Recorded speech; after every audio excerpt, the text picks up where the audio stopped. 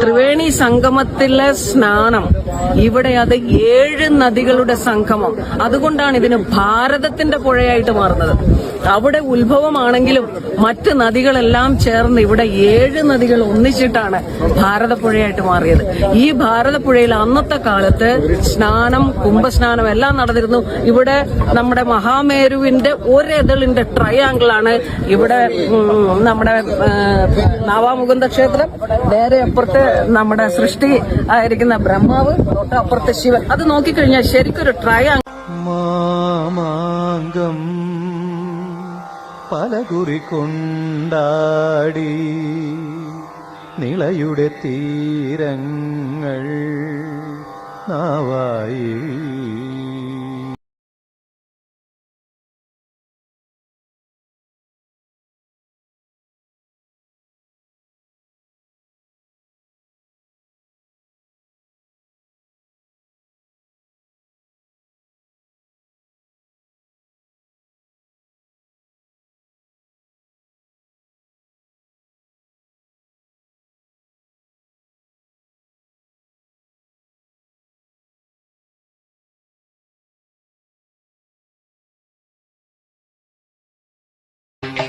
മാമാങ്കം പലകുറി കൊണ്ടാടി നിളയുടെ തീരങ്ങൾ ആവായി നടക്കുന്നത്. നമുക്കറിയാം, പ്രയാഗ്രാജിലും ഉജ്ജയിനിലും അവിടെ ഇവിടെയൊക്കെ 12 വർഷത്തിലൊക്കെ നടക്കുന്ന ആ ഒരു നമ്മുടെ കുംഭമേള നടക്കുമ്പോൾ തന്നെ ആയിരുന്നു 12 വർഷത്തിലൊരിക്കൽ ഇവിടെ മഹാമഹോത്സവം നടക്കും. കേരള പഴമചരിതമെഴുതിയൊരു ഭാരത പുഴതനറിയ മണത്തരികളെ.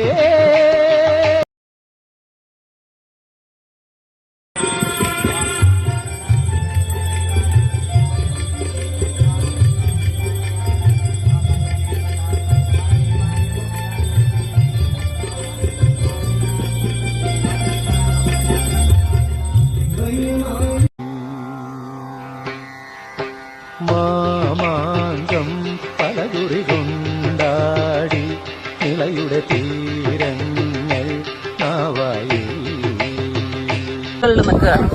ഈ 3 ഇടയിൽ നിൽക്കുന്ന ഇത്രയും സ്ഥലത്തുള്ള പുണ്യ സ്നാനം എന്ന് പറയുന്നത് അത് ലോകത്തിന്റെ തന്നെ സമാധാനത്തിനും ഐശ്വര്യത്തിനും സ്നേഹത്തിനും അഖണ്ഡമായിട്ടുള്ള ഒരു കെട്ടുറപ്പിനുള്ളതാണ്. അത് എവിടെയോ വെച്ച് നഷ്ടം വന്നു.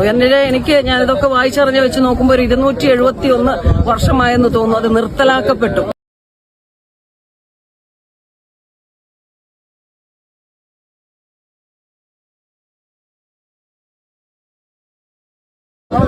എന്റെയൊക്കെ കുടുംബത്തിന്റെ രക്തം ഇവിടെ ഒഴുകിയിട്ടുണ്ട്. ഞങ്ങളൊക്കെ ചേകവരാണ്. 5-8 ഈ ഭാരതപ്പുഴയുടെ തീരത്ത് 5-8 കളറി ഉണ്ടായിരുന്നു. ഇവിടെ ജയിച്ചു പോകുമ്പോൾ ഇവിടുത്തെ രാജാക്കന്മാര് ഞങ്ങളുടെ മുതുമുത്തശ്ശന്മാർക്ക് നിലങ്ങൾ പതിച്ചു കൊടുക്കുമായിരുന്നു. കേരള പഴമചരിതമെഴുതിയൊരു ഭാരത പുഴതനറിയ മണത്തരികളെ.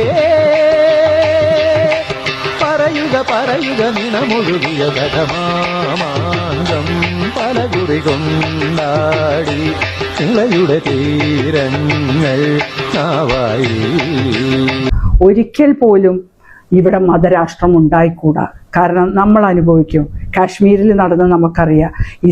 ഇറാനിൽ ഇപ്പം നടക്കുന്ന മതരാഷ്ട്രം കൊണ്ടുവന്ന സ്ഥലങ്ങളിലെല്ലാം എന്തായി പെൺകുട്ടികൾ പൊതുസ്ഥലങ്ങളിൽ വലിച്ചെറിഞ്ഞ്, കറുത്ത ചാക്ക് വലിച്ചെറിഞ്ഞ് സ്വാതന്ത്ര്യത്തിലേക്ക് വരുന്ന പെൺകുട്ടികളെ നമ്മൾ കണ്ടു. ആ ഒരു സ്വാതന്ത്ര്യമാണ് നമ്മൾ ഈ കേരള പഴമചരിതമെഴുതിയൊരു ഭാരത പുഴതനറിയ മണത്തരികളെ.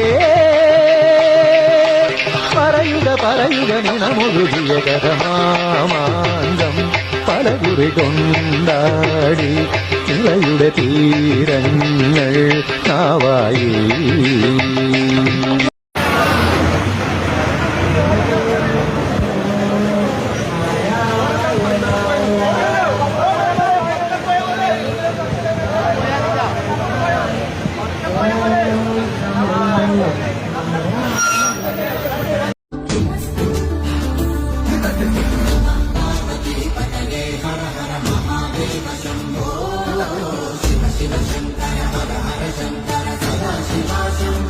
പ്രാർത്ഥിക്കണം. ലോക സമസ്ത സുഖിനോ ഭവന്തു, അത് നിലനിൽക്കാൻ വേണ്ടിയാണ് ഈ അഖണ്ഡ ഭാരതത്തിൽ എല്ലാ സന്യാസിമാരും ഉത്ഭവിക്കുന്നതും ഈ സന്യാസ സമൂഹം ഇവിടെ നിൽക്കുന്നതും. അവരെ ബഹുമാനിക്കുക, അവരെ ആദരിക്കുക. നിങ്ങളുടെ പൂർവ്വജന്മം മുതൽ നിങ്ങൾക്ക് വരാനിരിക്കുന്ന ജന്മത്തിൽ പോലും സുഹൃതങ്ങൾ ഉണ്ടാവും. കാരണം സന്യാസിമാർ ജീവിച്ചിരിക്കുന്ന ശരിയായ ദൈവങ്ങളാണ്. കാരണം അവരവരുടെ എല്ലാ പൂർവ്വ ബന്ധങ്ങളും പൂർവ്വമായിട്ടുള്ള സകലതും അറുത്തു മുറിച്ചിട്ടാണ് കാഷായ വേഷം ധരിച്ചു വരുന്നത്. അത് ലോകത്തിനു വേണ്ടിയാണ്. ലോക സമസ്ത സുഖിനോ ഭവന്തു.